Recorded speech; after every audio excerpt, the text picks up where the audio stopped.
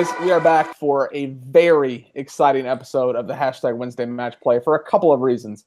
First, the guest tonight is a personal friend of mine, a guy that I've played some golf with, and a guy that just travels the world playing golf, quite frankly. I mean, yes, he writes about it, but I think I look at his Instagram and his Facebook feed, and he's just traveling all over the place playing golf, and he's usually got a Tiburon shirt on, so keep doing that, Michael. But I'm also excited for tonight's episode because this is episode 100 of the Hashtag Wednesday Match Play presented by Eat Sleep Golf. So I grabbed a bottle of champagne. I had to toast. It's 4:00 in the morning where this guy is, so I'm sure he's not got a champagne glass in front of him, but he's got some coffee. But I'm just so excited that we have been able to go through 100 episodes of the show. We have a laundry list of guests already dialed in coming up in the rest of season 3. So as we go along with this show, I'm trying to get more dialed in to how many episodes we do per season and just trying to get bigger and better guests. So, last week we had Gary Van Sickle from Sports Illustrated on the show, the first father-son duo. His son from the Web.com tour had been on the show earlier this season.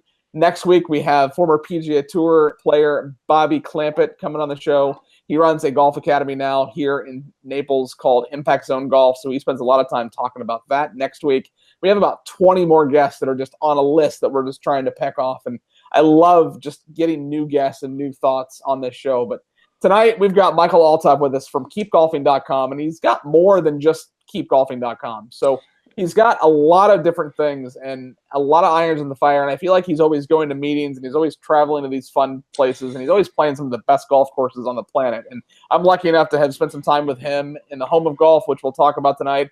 I had so much fun in St. Andrews with him. I'm going to go see him later this year in August in Dublin, and then we're going to head up to Northern Ireland and play some golf together. So I'll stop talking. Happy episode 100. And Michael, welcome to the Hashtag Wednesday Match Play. Thanks, Ricky. And first of all, of course, congratulations to the 100th show. And it's a great honor to be your guest, especially on that show. Yes, it's 4 a.m. in the morning where I'm currently staying because that's Germany, or as we call it, a wonderful day in the office. That's one of the compromises you have to do if you want to play some golf later on, which unfortunately will not happen today. Now, yeah, as I just mentioned, I'm doing a couple of things, and more or less, I'm just doing what you just described. I'm combining traveling and golf. My main occupation, my background is I'm a business consultant in the travel industry. So I'm pretty much related with stuff like processes and strategies to tour operators and travel agencies and all the distributors in the industry. And then a couple of years after I started this with my own consultancy company, I discovered there is a gap between golf, which I just played for leisure reasons at that time, and the travel industry, and how all those destinations are presenting themselves and are presented within a couple of magazines, blogs, stuff like that. So as you know, what will business consultants do if they will find a market they think which is not presented in the way it should be? They start to do it the way they think it should be. And that's what we did. We did it with a thing that's one of the first things we both have in common. We both have dogs. And as you know, perhaps, I don't know if you've seen them at the Old Course in St. Andrews at the Home of Golf. They allow dogs. At the Home of Golf, you even don't have to put them on a leash, which is pretty rare and uncommon. Now, we always had the situation, so, okay, where can we take our dogs in Germany with us on the course? Because it's a fantastic experience, it's a lot of fun. We didn't find any appropriate source. That's been the day when we launched the portal Golf mit Hunden, which is golfing with dogs, and we are listing all the golf courses where golfers can take their dogs with them. This led, in consequence, to our first own tournament series. It's what you see here with the logo. It's called Hugo Cup, a cup with a cup, and we kept on with that. Then, in consequence, as you know, part of being a consultant in the travel industry is I am definitely traveling a lot. And I always had the opportunity to play really one of the most fascinating courses all over the world. And I started to say, okay, just focusing on the part of where can you take your dog with you is one part, but the other part is there are so many fantastic places where you can go to all over the world. Let it be Florida, let it be South Africa, let it be continental Europe. For instance, France is one of the destinations I love. Italy is a special favorite of mine. And I started documenting all my experiences as I'm taking a lot of pictures when I'm traveling, and I think I have, after more or less 35 to 40 years background in the travel industry, I think I've got a couple of experiences that I would like to share with people. And that's the day when we launched keepgolfing.com, to share all those experiences around traveling and golfing with our community. That is awesome. And the dog thing, so at this time, unfortunately, dogs are not allowed at Tiburon. And I wonder if that's a pay-for-play thing. But yeah, I think we should work on that, because I've joked sometimes that Charlie, our little dog, I'm going to take him and he's going to be my caddy, but he's about the size of my head cover for my driver. So he's a very small dog. So I don't think he'd be a very good caddy. But I always love your content. I love what you post. Pictures, whether you're on a safari, whether you're playing golf. You and I played Tiburon. I played 9 holes because it was so windy that I was afraid I was going to get blown away. So I went in, and that was like nothing for you. You've played in that before. So that's a good segue. You know what we say in Germany and in Europe? As long as the pin stays on the hole, the course is playable. And that was given that day. Hey, we had 145-mile-an-hour winds not that long ago with Hurricane Irma ripped through here. So I have a feeling the pins did not stay in the hole when that storm ripped through. So I didn't know you were copying the scene from Caddyshack, so it was probably worse than that. For sure. Now, you've mentioned you've played a lot of golf courses. This is a tricky question, I'm sure, and one that's hard to answer, but what's the best course you've ever played, and what's the worst course you've ever played? Really difficult question. I'm really having my difficulties in stating what's the best course, because how do you define the best? Is it the best regarding the course conditions, the setup? Then definitely, for instance, your Black course is among my absolutely favorites. If it's about the heritage of the game, it's no question. It's the old course at the home of golf. One of my favorite experiences, by the way. I played this course for the very first time in St. Andrews, when all over the vicinity of St. Andrews there was some light snow in March. All golfers, unfortunately, canceled their tee-off time, so I had the old course with my caddy for exactly 75 minutes entirely on my own. That's been one of the best experiences I ever had. I had a chat with the greenkeepers while playing. It was a marvelous day. And of course, on the other hand side, regarding the layout, I have to admit, if you love, for instance, links golf, Royal County Down, Royal Portrush are fantastic courses. It's really hard to say. The worst course, well, I would say so far I didn't play a worst course, because I think that's part of our age today in the internet. Of course, I'm checking feedbacks of other golfers before I pick a course as well. And when a lot of golfers state that they're really not in favor of that course and trying to avoid it. So far, I really have not really been disappointed by any of the courses that I finally played. I've visited a couple of courses. For instance, in Germany last year, I had the situation, I played a course where the greens were in really a bad condition, but not due to any fault. It was just due to the weather, due to, for instance, some damage by wildlife and stuff like that. So therefore, I would never blame that on a course, because they informed us prior to the round. So obviously, the worst course, no. I can talk about a couple of worst rounds, but that's not to blame on the course, that's to blame on the golfer, and that's unfortunately himself. So to that point, though, I've played some courses that I've 5.5-hour rounds, awful shape, terrible experience, but the people I played with made the day good. I have memories of paying $8 for a bucket of balls to pay $25 to play a course that's a 5-hour round. Yeah. But I had a great time. I remember certain shots. I remember certain holes. Yeah. And, you know, the way I look at it, the older I get, the more I appreciate just being able to be healthy enough to be outside playing golf. Like that luxury and the ability to be able to do that. I don't care what the course conditions are. Granted, I'm not going to necessarily pay $500 to play Pebble Beach, but I could pay $25 to play a course that's in bad shape and has bad reviews. But if I'm playing, that's all I care about. I'm able to go out and play golf. Exactly. Now, the team at Eat Sleep Golf does a really good job with helping organize the questions for these shows. And it's interesting because in this season, we decided to go to an 18-question kind of a format. Front nine, back nine. The front nine, it's serious. It's focused on the brand, the back nine. It's fun. It's focused on golf. Now, this is a great question that I actually didn't know about. So a part of your website is focused on hickory golf. Tell us a little bit more about that section, and do you like playing with hickory sticks? Have you had the chance to play 18 holes with hickory sticks? Sure, I'll play hickory golf as often as I can. By the way, I did it over last weekend because I played the eldest golf course in Germany, which is a lovely executive course of 6 holes in the town of Bad Homburg near to Frankfurt. So hickory golf is what I can only recommend to every golfer because it's really making the difference between swinging a club and hitting a ball. So it's the perfect training even for the modern clubs.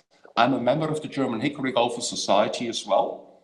So we are a community that is really focusing on it. And as I just mentioned, it's always an experience. So if you have an official tournament, you're dressing up in the way they did in the 1920s and the 1930s. Especially women look so neat when they are setting up for such tournaments. And it's about fun. So you have no real expectation regarding the score, but it's all about the experience. And definitely, I'll never forget the day when I first hit a hickory club. And a couple of days before, I have read that young Tom Morris played a hole-in-one on a par 3 that exceeded 200 yards.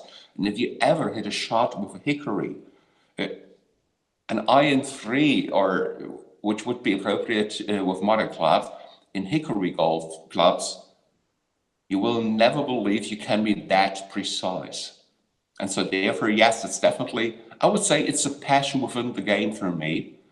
I'm not playing it for the score, but I'm playing it for the experience. I'm playing it for the people I'm meeting when we're doing hickory tournaments. So I absolutely love it.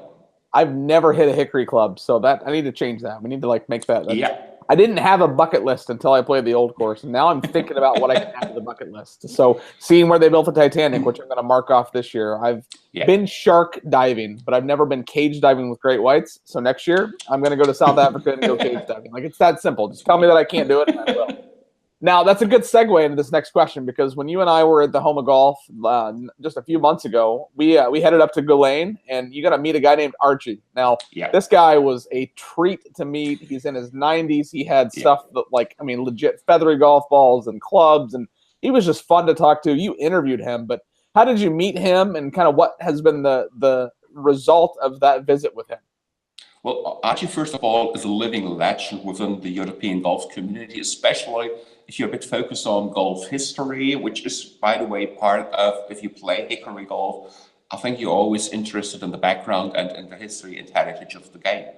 So therefore, Archie is quite well known because, for instance, the former chairman of the European Hickory Golfers Association, Lionel Friedman, was from Musselburgh, which is quite close to Guyane.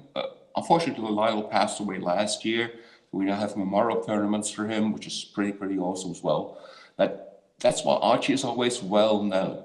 And he's a living legend because he is really focusing on what made the change in the game. He's not the traditional museum.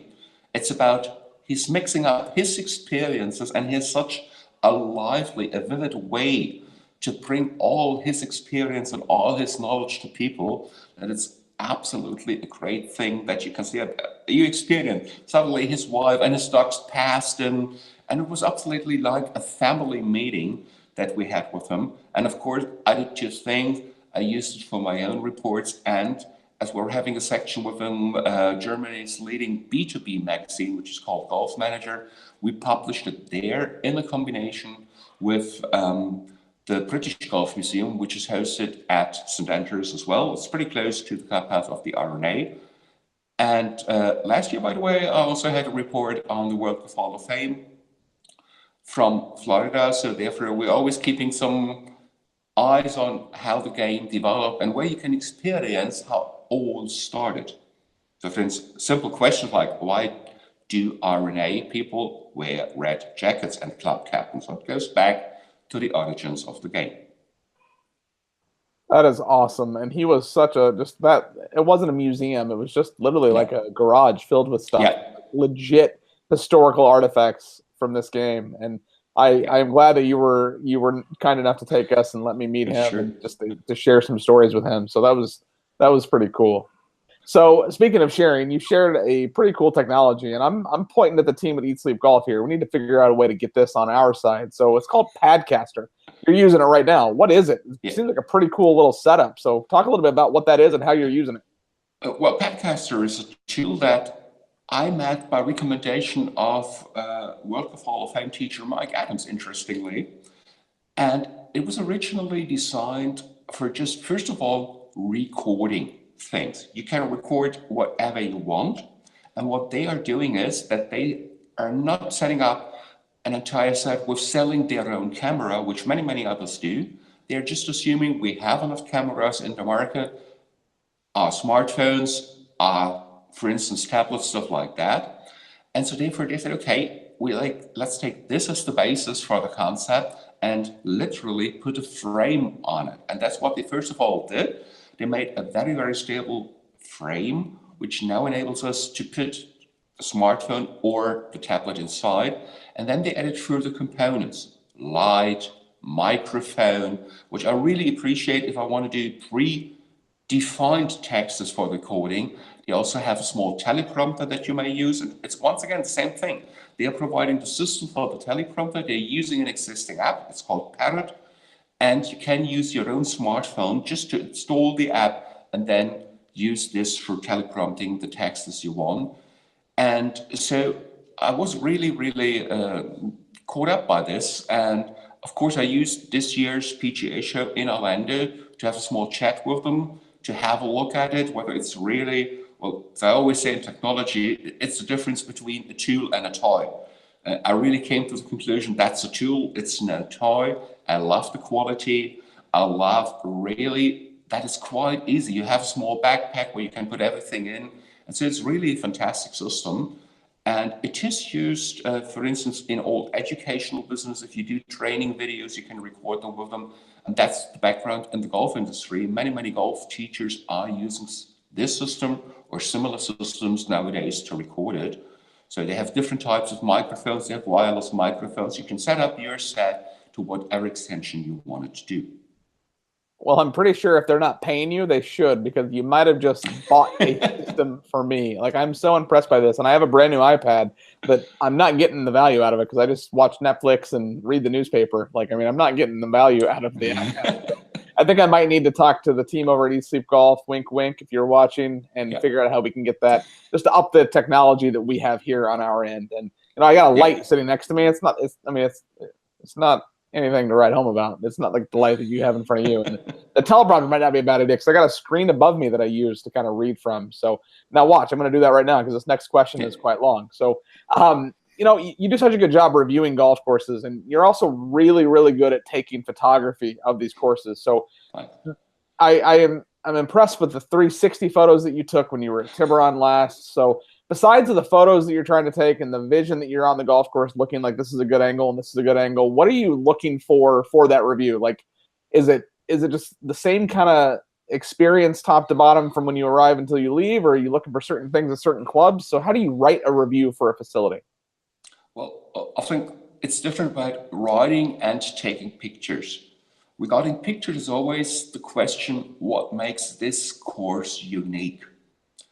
And so therefore, I would always say if a course has already 2 memorable holes, that's really, really a good design.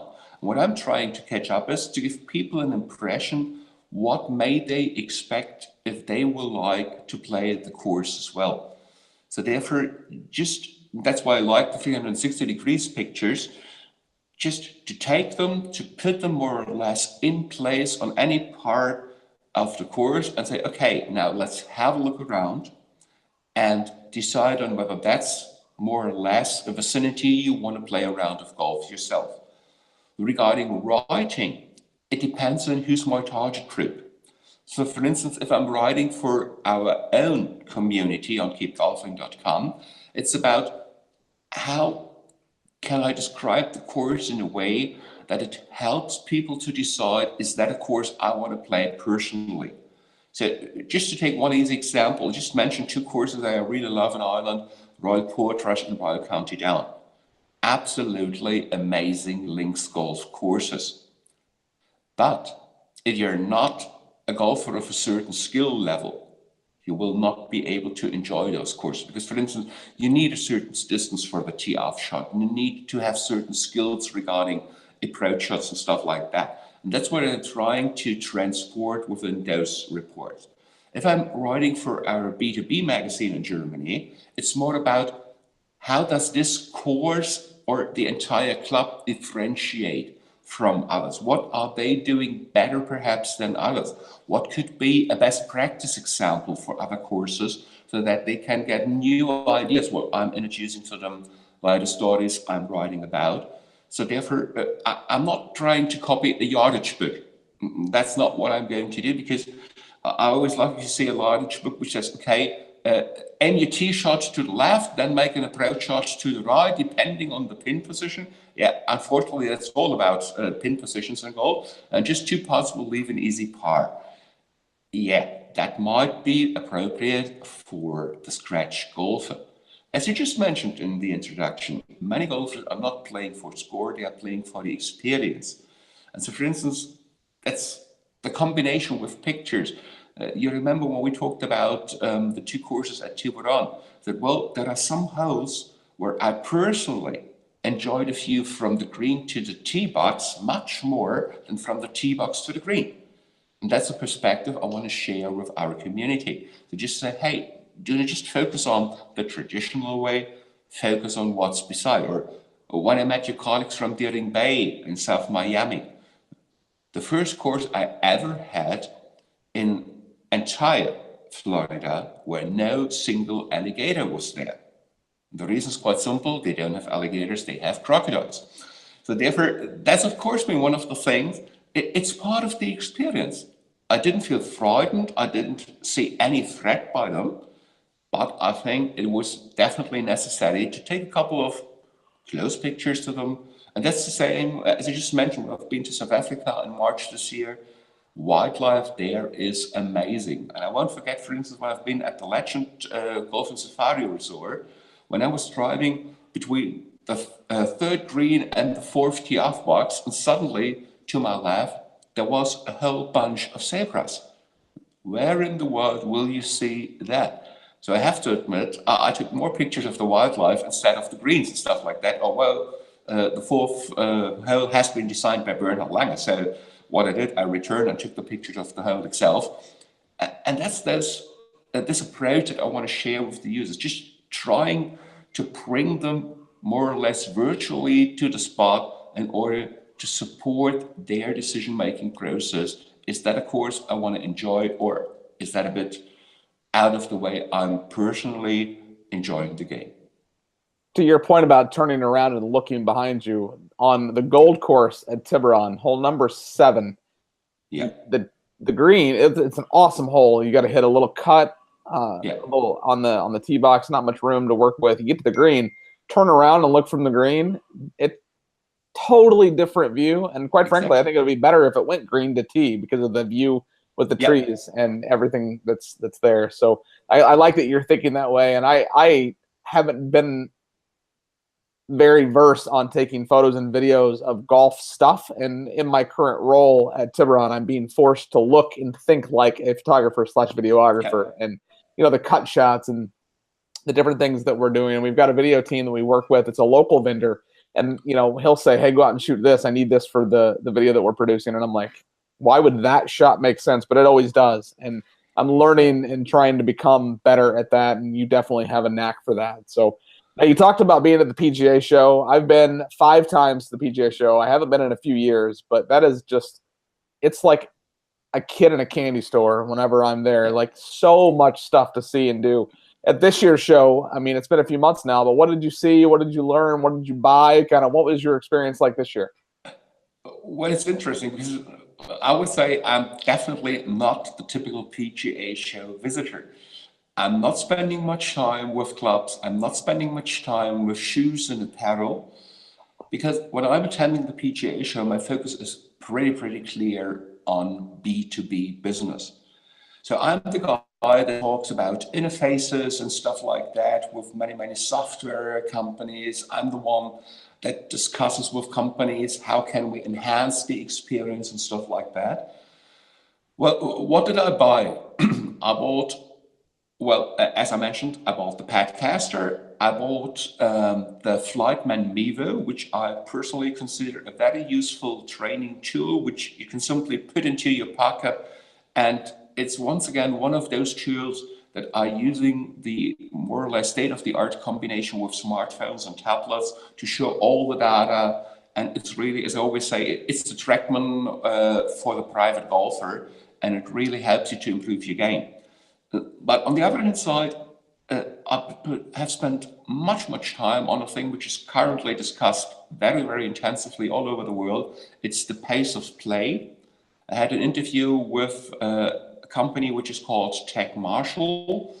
They are doing tracking systems and they are doing a fantastic job. I really have to admit that. By the way, it could be one of the reasons why you should go to South Africa, because they have one of the headquarters down there. It's very accurate. One of their co-founders is from Germany. And interestingly, he's not far away, his hometown from where I'm living. It's what golfers might know in Germany. It's the famous course of St. Leon Road. That's where he originally comes from. And so I discussed with them, and I met on their booth Bill Yates, who is the expert regarding the pace of play. We had a fantastic chat. In the meantime, I did an interview with Bill that we're currently publishing in Golf Manager. And another thing that really impressed me, and it was a mixture of the show itself and their location in Orlando, was definitely Top Golf. Because I have to admit, first of all, I considered it just like being more or less just a game. I remember, I think someone said when I posted a picture on Facebook, well, is this something golfers will go to? And the interesting answer is definitely a clear yes. But what impressed me most is most golfers that go there take non-golfers with them. And it's, for me, it's really the perfect way to introduce people to golf. It was so really fantastic to see how people who never have hit a single golf ball before were really caught up by the game, how they try to get the ball flying and stuff like that.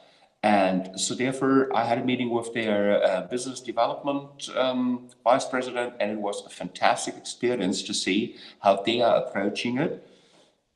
I don't know if people know that they also have taken over the company Shot Tracer. It's now called Top Tracer, which provides tour technology to, for instance, driving ranges and stuff like that. So I think they are really bringing up the game of golf to the next level.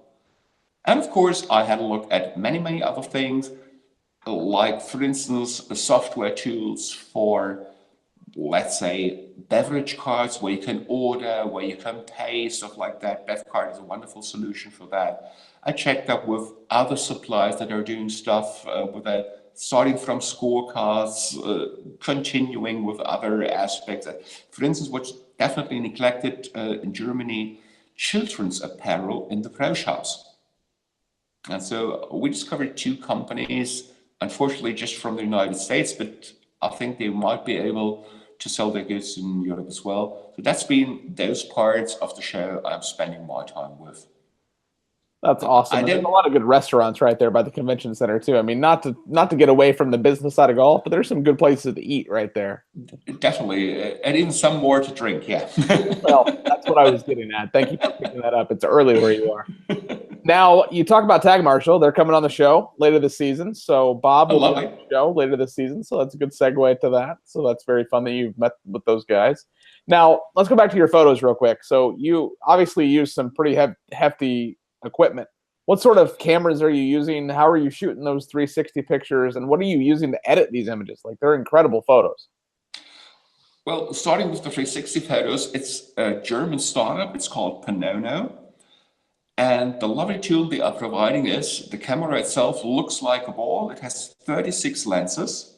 You can either throw it in the air. Hopefully you later on catch it up.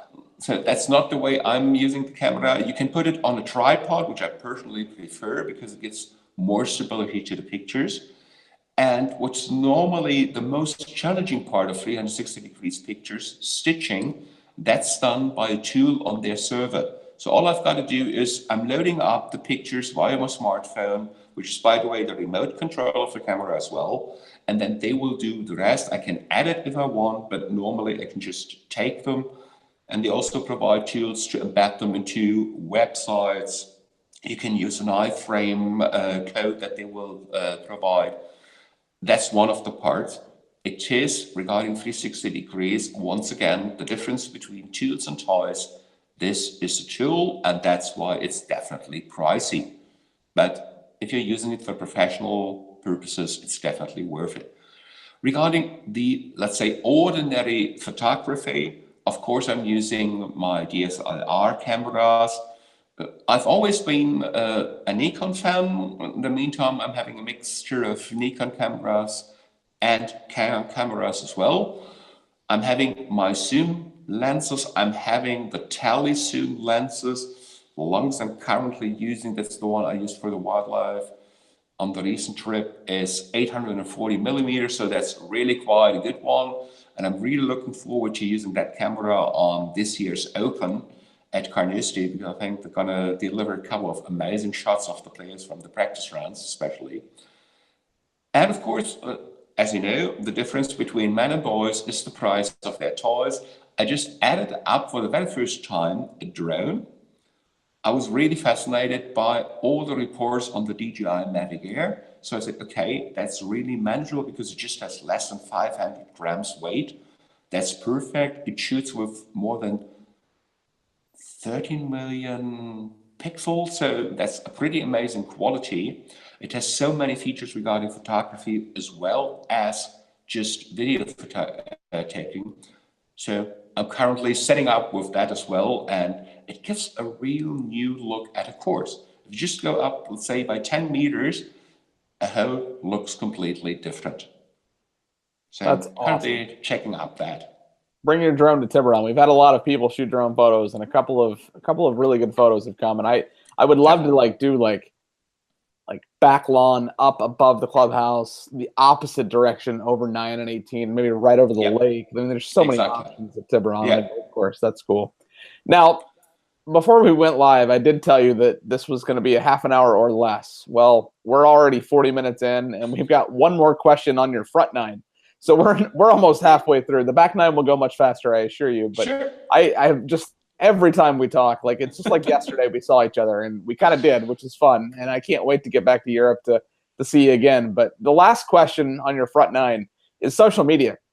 You and I connected with social media. I don't know if we would communicate without Facebook Messenger, quite frankly. That's the only way we really talk. What are the networks you're using on a regular basis? You're not on Twitter as much as I wish you were. Yeah. I tag you and stuff, hoping that you're going to pick it up and then just start using it. But what are you using, and how do I get you more on Twitter? How do I get you in and active the Google Plus golf community? We got 27,000 members and growing. Kind of what are you using, and what can I do to get you into these other places? Well, the thing is always, it's a typical marketing approach. Follow your customers. And as I think I once told you, Germany is one of the most strict countries regarding user behavior. I think we are worldwide the #1 country regarding the percentage of people using Google as a search engine. There is no other country that has a higher percentage of search requests that are done via Google. You will find few people that are using, for instance, Bing or Yahoo on the other hand side. And that's the same with social media. I have personally absolutely nothing against Google+, but it's not pretty common in Germany. So it's quite simple. Why should I waste my energy on promoting a community which in Germany is not active? In the past, I always published all my reviews just in German. In the meantime, we've adopted the Google Translator, which gives people the opportunity to read our reviews in different languages as well. So from that part, yes, we are now ready to go to the next step. Facebook is definitely the #1 social media, which I love, for instance, sharing opinions, getting feedbacks. Instagram is all about photos. And that's the way I think it's more the promotional part. If you post a photo on Instagram and people like the course, they will definitely request, how can I play it? Where can I play it? And stuff like that. Twitter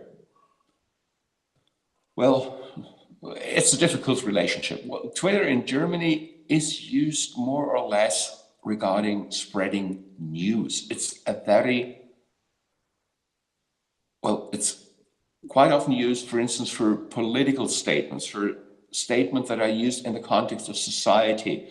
If it's perhaps about crisis management, you will find many informations on Twitter at first hand. Many journalists from, for instance, all the TV stations, they are using Twitter. But once again, especially in Germany, Twitter is not used for more or less sharing emotions. It's more sharing facts. And I think golf is emotion and not just facts. Facts are part of the business, of course.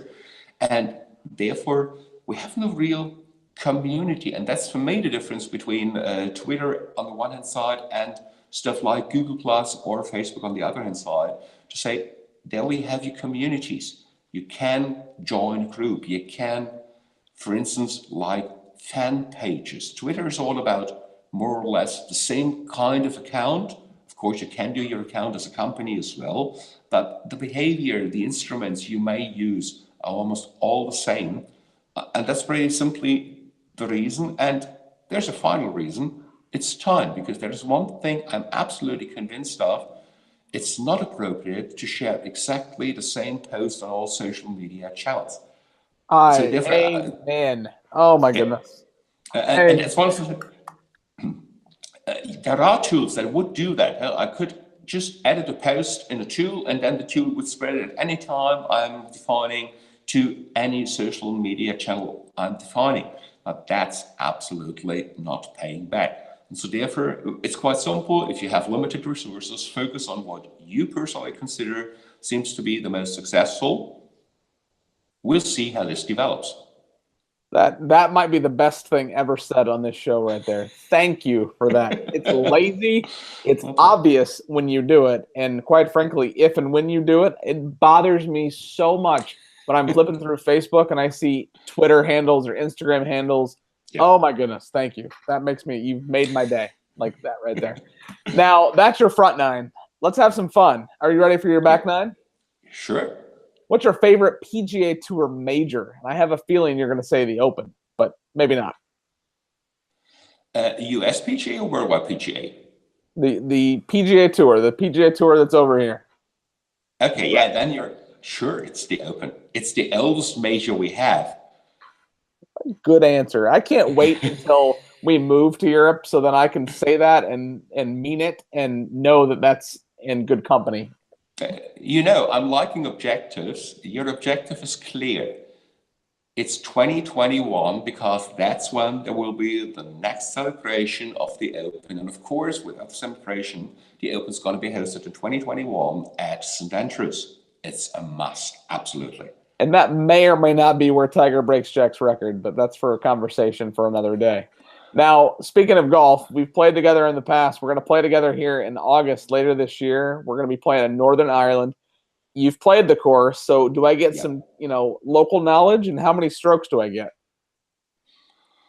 Local knowledge is, don't be too much amazed by the scenery.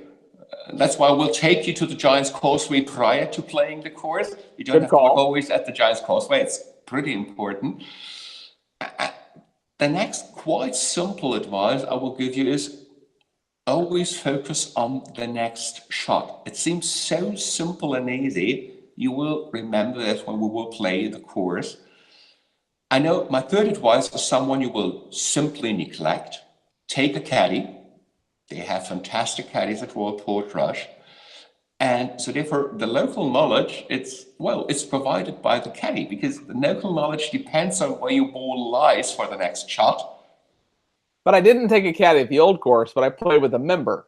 So he was my caddy because I kept trying to walk next to him and see if he would share some insights on the golf course.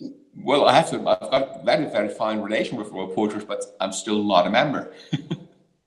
I'll allow it, though. You're close. I mean, hopefully you're having an interview with the general manager, and hopefully I'll get the chance to meet her. That would be fantastic. Definitely, yeah. And tell her I came all that way to meet her. So whether that's true or not, I came all the way to the golf course and to see you. But so you recently played the newly remastered black course at Tiburon. I remember standing on the first tee. I wish I could have played with you, but I had to work that day.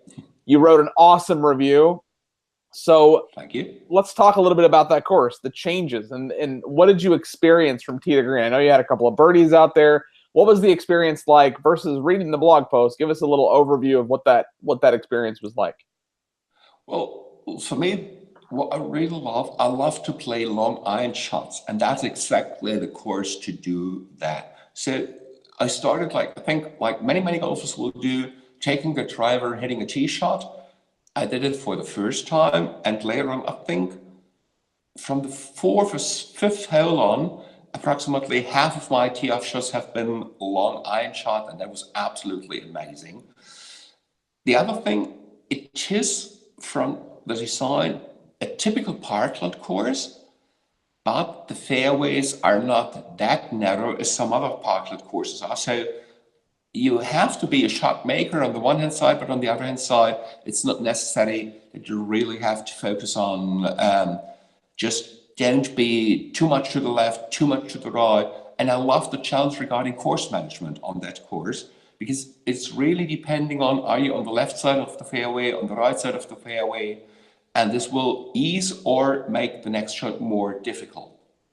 So therefore, that's been definitely the challenge with that course. And the fairways, the greens were in a fantastic condition. We had bright sunshine that day. We had almost no wind. It was simply the perfect day for a round of golf. You talk about hitting irons and woods off the tee. On that course, depending on the tees that you play, and actually any of the tee, you don't need driver on 1, 2, 3, 4 is a par 3, 5, 6 is a par 5. And quite frankly, 6 you don't even need to hit driver on. The par 5, 7 is a par 3, 8 you don't hit driver on, 9 is a par 5 that driver makes sense, but you can't get there in 2 regardless. So you could literally not hit driver on the entire front 9. 10 you don't need driver, 11 you need driver. 12 is a par 3. Like, it just, yeah, you need driver 2 or 3 times on that golf course. So that's really interesting that you say that. I'm using an iron 2 as well, so I could play the entire course without driver. So you've played a lot of golf courses, a lot of good golf courses, but you haven't played them all. What is the course that sits at the top of your bucket list? Well, there is a clear number one, and really, I'm afraid it might stay a dream. It's, of course, Augusta, definitely. Next one is one I'm currently, I have to admit, working on. It's the ocean course of Kiowa in South Carolina. Cheapest Sawgrass is definitely on my bucket list. I hope the PGA isn't watching, but don't. It's good, and it's good for 16, 17, and 18, but the money, I don't know. It seems pricey for the experience. Yeah, definitely. That's one of the things you have to check. And talking about pricey courses, of course, I think one round at Pebble Beach Links is definitely a must. Okay. On the other hand side, there are a couple of other courses on my bucket list, and they are quite simple. I can't really name all of them. I simply call them the hidden gems. And it's the hidden gems of links golf courses, especially in Scotland. For instance, people know King's Barnes course. In the meantime, there is another course just opposite near Troon in Irvine in Scotland. It's Dundonald Links. He's now improving. He's becoming more famous. I had the opportunity to play that course when it was pretty unknown at that time. It has the same course designer. Both King's Barnes and Dundonald Links are Kyle Phillips courses. And it was such an amazing experience. And that's one of the things I'm really looking for. On the one hand side, of course, playing some of the really famous and well-known courses. But really, it's fun to say, where is the hidden gem? Where is a course that is currently underrated and that makes definitely sense to be promoted a bit more, and which is, for instance, a good bargain. So last year, I discovered one in Ireland. It's called Corbelis Links. They are charging a green fee for an 18-hole links course that is less than, let me just recalculate, it's definitely less than $45 US on a regular weekday. And that's a fantastic experience that you can get. So to answer that question for me, I like to say that the next course that I haven't played is at the top of my bucket list because I never know what's going to be my last round, and I Yep. never know how amazing that round's going to be. Yeah. I love that. So there are a lot of golf movies out there. What's your favorite? No question, Caddyshack. Yeah, that's a popular answer. One of these days, I ask that in every episode of this show. One of these days, I'm going to go back and maybe now's a good time. Like in the first 100 episodes, the number one answer was X, Y, and Z. That could be fun. I did have a For- guest not long ago say The Legend of Bagger Vance, and he meant it. I think he might have been kidding, but he meant it. But by the way, Bagger Vance is a wonderful shot. I'm, by the way, glad you asked me because if you would have asked Sergio Thea, he might have said Tin Cup due to his experience at the Masters this year. It's always depending on what you like. What I like with Caddyshack, definitely, it shows that golf is not always such a strong behavior required and stuff like that. It really gives us a different approach on how golf can be considered as well. And that's what a good comedy should be about. And it does a great job with that. And we had last season the executive producer of Tommy's Honor was on this Yeah. show, and it was great to learn more about that. And that was right before I went to St. Andrews, so to be able to hear that story and just I maybe later this season we should get somebody from from a Happy Gilmore or a Caddyshack. Like Bill Murray would obviously be an ideal guest to have on. So maybe Yeah. one day we can get him on. Now you travel a lot. Just, What's your favorite? sorry to interrupt you. No, You you're want fine. to interview Bill Murray? It's quite easy. Go to his restaurant, Caddyshack, at the World Golf Hall of Fame. Make an appointment. He's there. It's a wonderful location. So I think after 100 shows, time to leave the office and go live. Well, and that club at the World Golf Hall of Fame is a Troon property, so I'm just saying Yep. I got it in. And to your comments about Augusta, now I by any means have no promise on saying this, but I don't think that it's going to be as hard as you think to play that golf course in the future. It's about the people you know and the timing that plays into that. And I honestly think that you'll play Augusta National. And I know people personally that have played it. I work with people that have played it. I work with people that have played it so many times that they don't even think it's that big of a deal. So I just think it's about meeting the right people at the right time, and I think you'll eventually mark that off your bucket list. So you travel a lot. Do you have a favorite airline, and what's your favorite airport to have a layover in? My favorite airline is definitely our national airline Lufthansa because they are doing a wonderful job. I'm not one of those guys that are always trying to claim their national carrier. They are doing a wonderful job. There is a pretty close number two, that's Emirates, and that brings me to your second part of the question. My favorite layover airport, no question, Dubai. See, and I haven't been to Dubai. Like, rub it in. I need to go. And what's funny about that I haven't been, I was literally an email away from taking a job in Abu Dhabi. So I would have flown into Dubai. So I was one email away from going to Abu Dhabi. Just a matter of time. I just need to take a week and a half and just go over there, play some golf. We have some amazing true managed properties in the Middle East. So fine, twist my arm. I'll go. Yeah, absolutely. I had the pleasure to play a couple of them. Wonderful courses. This is not one of the questions, but where did you play? I played Abu Dhabi Golf Club. I played Saadiyat. I played Yas Links. I played... Yas Links is not Troon. Boo. Not my fault. I'm always telling your team from the international section, that's the club to grab.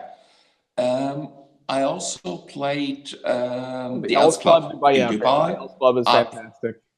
I've experienced Al Sorah. I've experienced the first and only club in Ajman, by the way. Yep. I had the honor to play Alhambra exactly on the day when the contract with Troon was signed, which was a lucky coincidence. You better have had a Troon shirt on, preferably a Tiburon shirt, because you always have a Tiburon shirt on. I just need to send you a box of Tiburon shirts so that you always have a Tiburon shirt. Oh, you can't buy me, you can rent me. No. That's great. So what golf ball are you currently playing? There's a lot of them to choose from. Currently, I'm playing my woods from TaylorMade, and I'm playing my irons from a small German company called Edelmetall. My putter is an even roll putter, which is absolutely amazing. Now, be very careful how you answer this next question because this means a lot to me, and this has been asked on every episode of this Okay. show. He's above me, he's all around me, he's in my heart. Do you think Tiger breaks Jack's record? Why or why not? And it just thundered right now, like there's a thunderstorm happening. As soon as I said that, thunder went off behind me. So I don't know if that's a good sign or a bad sign. Well, unfortunately, I think he's not going to break Jack's record regarding the majors. The reason is quite simple. We have so many very, very good young players that I think it's more difficult nowadays to win a major than it has been at Tiger's peak in the late 1990s and early 2000s. I'm definitely really, really happy to see him back on the course. I think what we saw, for instance, during the Players' Championship with his third round shows he is still able to win tournaments. I'm absolutely convinced he will tournaments in the future. But regarding majors, just count how many people, he needs 4 more wins. How many people have grabbed 4 major wins in the last 10 years? We're having so many fantastic players, starting from DJ, Justin Thomas, who's now picking up the world #1. Henrik Stenson, he had to be so patient to win his very first major, and it was so emotional to see him finally win it at Royal Troon. It was one of the best experiences I ever had. So therefore, I think competition is too strong, and it's partly just 1 or 2 shots that make the difference finally, whether he will win the tournament or not. As you might have seen last year with Jordan Spieth against Kuch. It was just a minimal difference between the two of them. And so therefore, it's really, really hard to win it. You can see how much, for instance, Rory currently is struggling to complete the career Grand Slam. All he needs is the green jacket, and it's such a hard struggle for him. So therefore, I would really be delighted if he would break the record. And I think Jack Nicklaus will be the first one to congratulate because he's a great sportsman.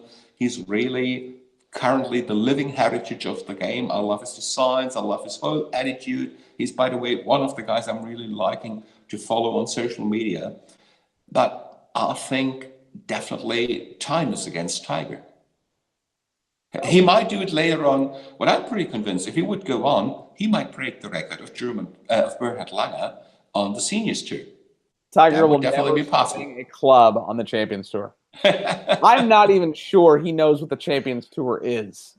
Like, he's not going to play on that. He's never going to be an honorary starter at Augusta. He's playing to win championships, to win majors, to break that record.